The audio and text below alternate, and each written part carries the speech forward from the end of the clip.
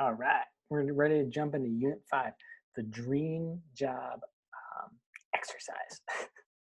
So let me get here and share my screen. Share, share, share. All right. So this is an exercise where you're going to really let your imagination go wild.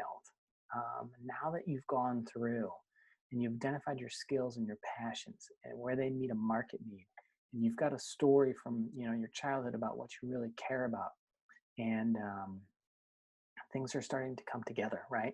Now let's get into really describing what kind of job you really want, right?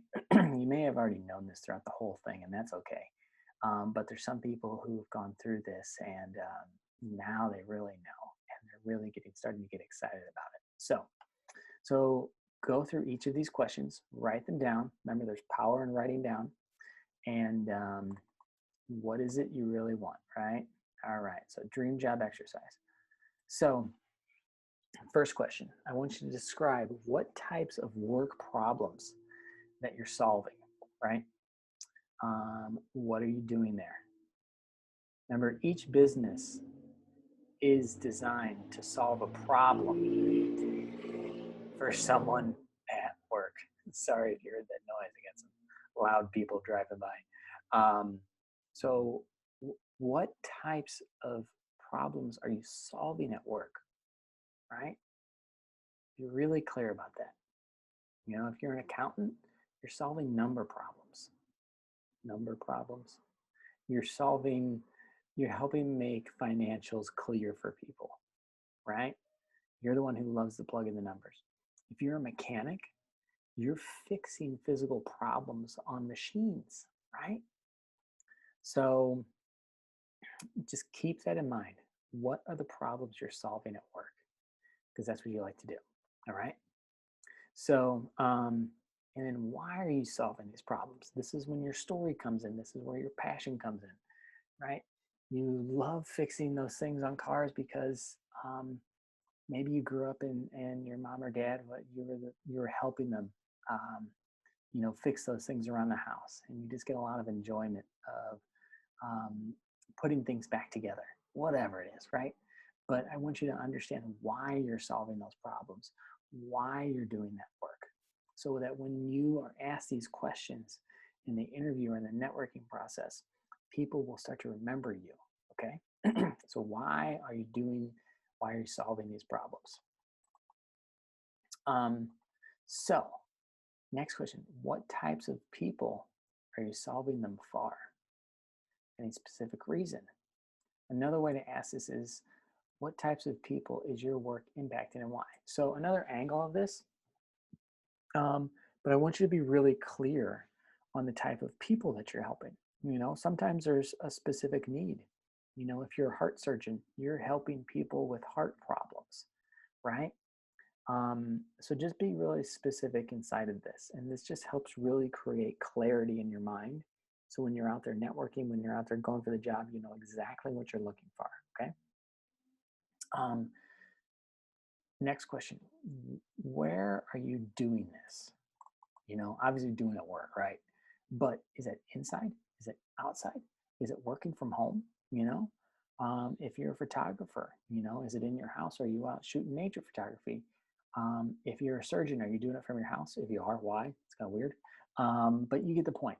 And I want you to be clear around that, because sometimes we can see or find a job that's might be a really great fit, but it might not be in the type of environment that excites us, and this just creates further clarity for yourself. Okay. Now, next question, what does it feel like to work there? Is it exciting? Is it consistent? I really want you to get into the feeling of it. Okay. So what does it feel like to work there? If you've worked in an environment where you've had a boss or a team that wasn't very empowering and wasn't very fun, maybe it's time you really make sure to put it a priority that the team you work with or the boss that you have is someone who's fun, or that's one of their values, right? So when you're interviewing, you can be asking those questions of like, what's it really like to work here? Is it fun? Is it this? and bring in some of those values of what it really feels like to you. Okay. Um, Next question is, who are you interacting with on a day-to-day basis? Are you working with clients all day? Are you working by yourself? Are you working with your team? Are you working with your boss? What is that for you? What do you really like to do as far as like when you're interacting? Are you interacting just with the computer? Are you really diving deep into code? Are you really taking apart that airplane or that car? Um, who or what are you interacting with? Okay. Now remember, this is your dream job, right? So really dig in there and describe it. And then describe the culture of the job. Describe the culture of the company that you're going for, right? And if you're thinking about starting your own company, this is the same type of question. Like describe the culture you want to create. Um, so look for that culture and the questions you're going to be asking and digging into in your own research.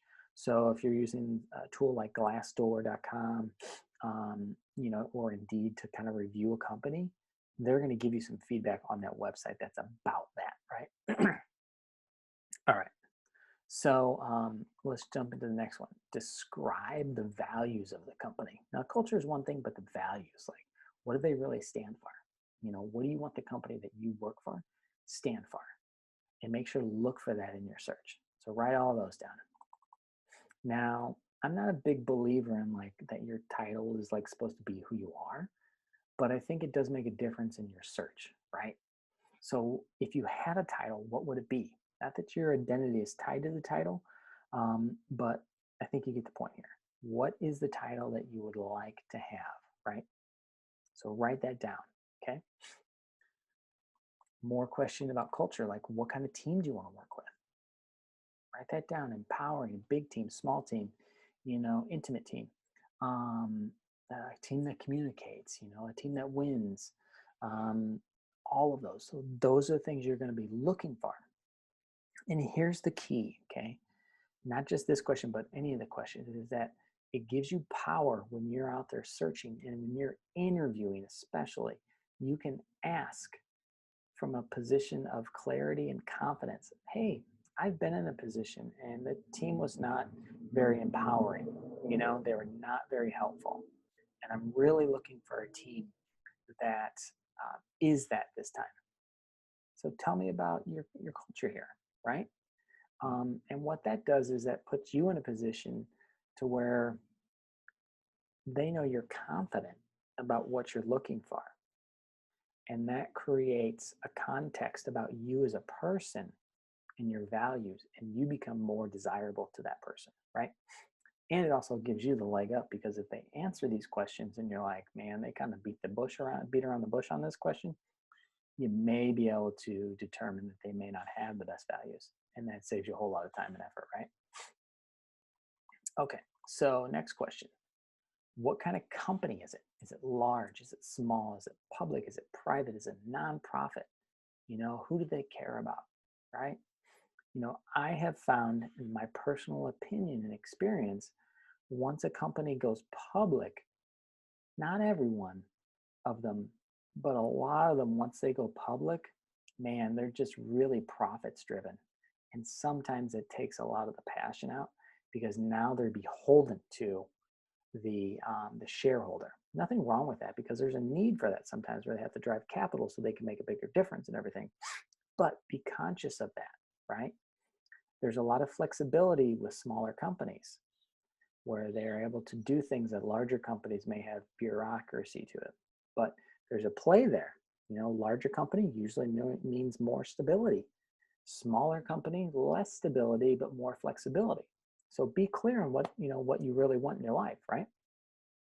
And then nonprofits, same thing. Big, small, all of that.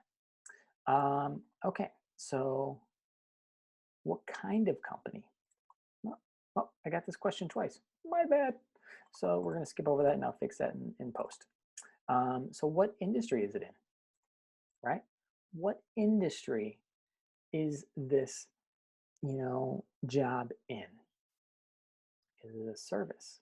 Um, uh, does food service? What industry is it in? Can't think of all the industries off the top of my head right now. Um, and just be specific about it. How much money are you making? How much money do you want to be making? Now, you should be clear. I'm not saying you can't make, $200,000 down the line or whatever, right? I want you to be clear around your expectations, being realistic at this point in time to where you want to go, because that gives you power. Um, and if you know that a position makes 50,000 to 70,000 for the first, like someone with 3 to 5 years experience, now you know that, and you can say, okay, I got 2 years experience. I'd like to make 65,000 or whatever, right? So do your research. Glassdoor.com is great. Salary.com is really great as well. Um, and that will give you an idea of what you want to make. All right. Or could make. And what kind of benefits do you have? What benefits do you want? You know, do you want 401k? Do you want, uh, unlimited vacation? Really list out what you want, and also be really clear of what you're willing to negotiate as far as your benefits. Right? There's some things that just you need, and things that you want. So when you're in the process of going through it, where you can have some wiggle room. Okay. Now, another question. Next question, how do others perceive you there? Are you the leader? Are you a team contributor? How do you want to be perceived there? Right? Okay. Now, last question. This one gets a little bit where things start to come together. Take a moment, let all of this information sink in. And what does a typical day look like and feel like to you? Tell me the story. Tell yourself the story. You get up in the morning, you go into work, you start solving these problems, you start helping these people. What is it for you? You've closed some deals, you're selling something, you're creating a new website, you're fixing a car, you restored the engine, you put new tires on this car, you're giving your team a high five, whatever. Like, take me through your day of what you want your ideal day to be, right? And all of this is framing your mind so and you're prepared and ready, and that you're out there attracting that into your life, right? Because you've taken the time and energy to say, I want this type of job, I want this type of team, I want this, and this. And so when other things show up, you can say, no, no, no, that's not for me. I want this over here. And I'm going to put my time, energy, and focus and effort into getting that. All right. So I hope this has been helpful. And the next section, Unit 6, we're going to go over the interview assessment, and I'll see you there. All right. Stop sharing and see ya. Bye.